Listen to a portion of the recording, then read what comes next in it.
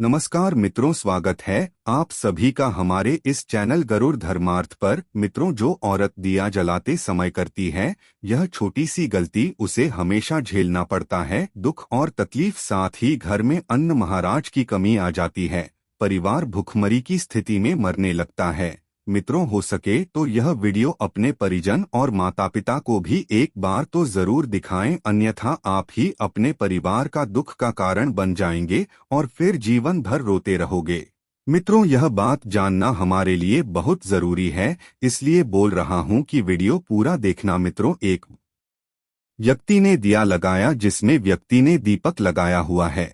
यदि वह कुंवारी अवस्था में है तो अकेला शरीर का कष्ट भोगता है, अर्थात जो भी परेशानियां आएगी वह अकेला ही सहन करेगा। और यदि उसकी शादी हो गई होती है तो पति और पत्नी दोनों को शरीर का कष्ट भोगना पड़ता है। लगभग हर किसी के घर में हर पूजा पाठ में होता ही है, चाहे हम मंदिर में दिया जलाएं, अपने घर के पूजा घर में दिया जलाएं, तुलसी के पास दिया जलाएं, या कहने का मतलब है बेल के वृक्ष के पास, पीपल के वृक्ष के पास, या फिर बहुत सारे पूजा पाठ में दीपक जलाएं। मित्रों, कहने का मतलब है कि यदि आप दिया जलाते हो तो सावधान हो जाओ आप दिया, क्योंकि जब भी हम दिया जलाते हैं तो उससे क्या होता, भगवान काफी प्रसन्न होते हैं।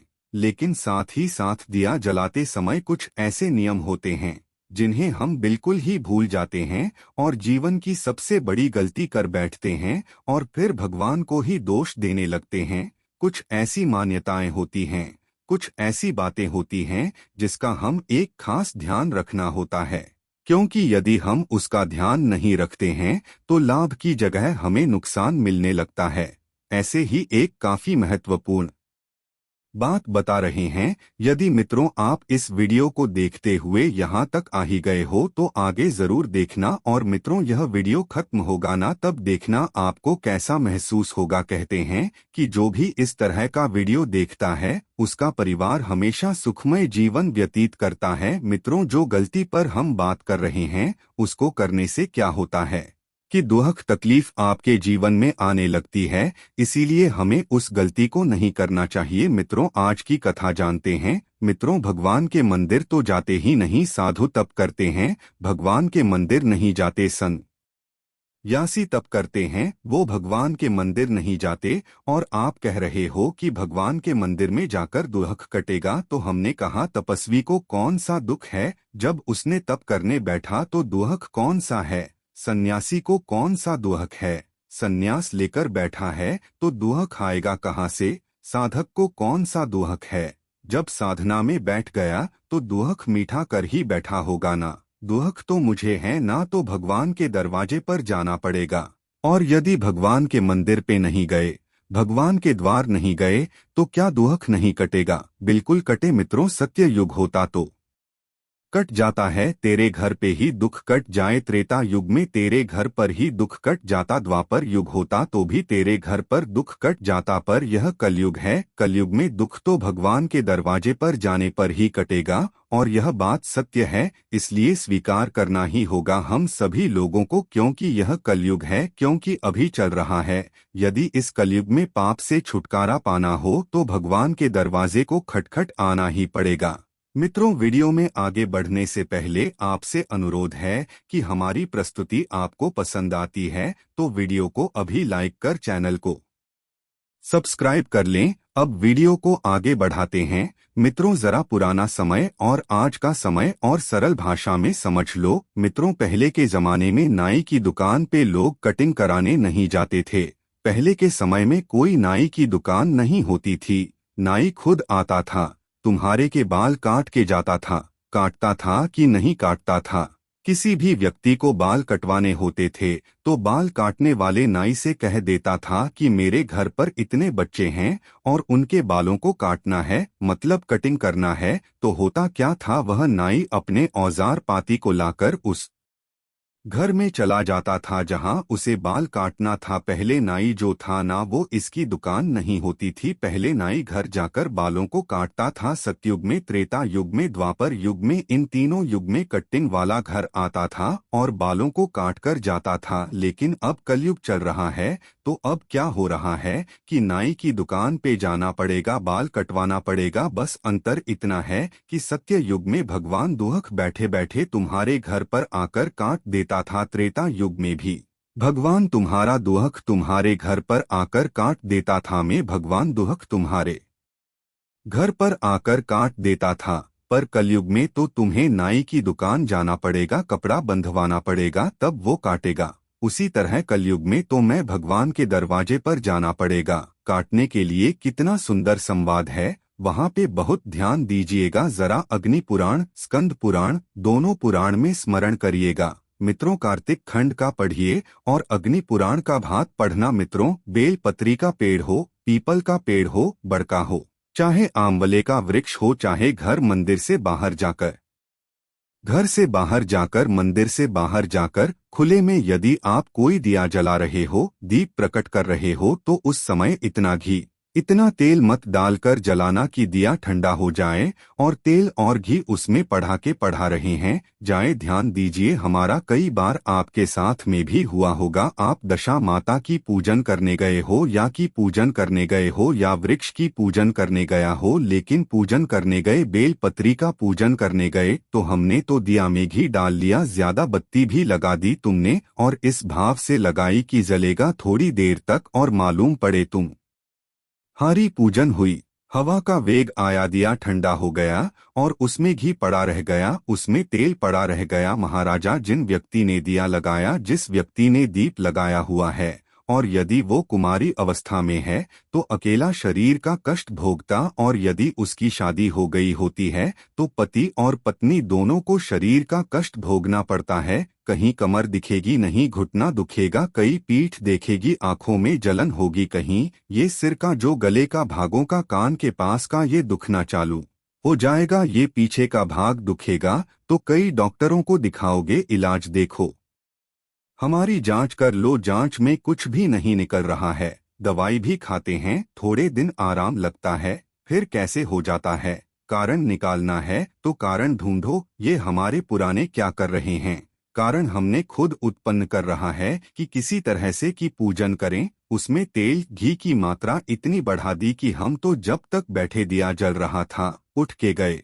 हवा लगी, दिया ठंडा हो गया और उसमें जीतने समय तक वो घी और तेल पड़ा हुआ 15 मिनट, 10 मिनट, 25 मिनट, 50 मिनट, 1 दिन, 2 दिन, 4 दिन, तो वो बार बार पलट पलट कर वो स्वास्थ्य को खराब करेगा ही। चाहे कुछ भी कर लो, कितनी भी जांच करें, कितनी भी जांच कर आओगे, तुम अपने हॉस्पिटल में जाओगे, जांच कर आओगे, लिखनी हमने तो इसकी जांच कराओ, उसकी जांच कराकर आओ और उसको गलती ढूंढो कि अपन क्या गलती कर रहे हैं, गलती किस जगह पर हो रही हैं। आप आए नहीं और सुबह हो गई, मेरी पूजा की थाली धरी की धरी क्यों नहीं आए, किसके लिए? इसलिए नियम में मंदिर के अंदर जो दिया लगता है वो भरा हुआ लगता है।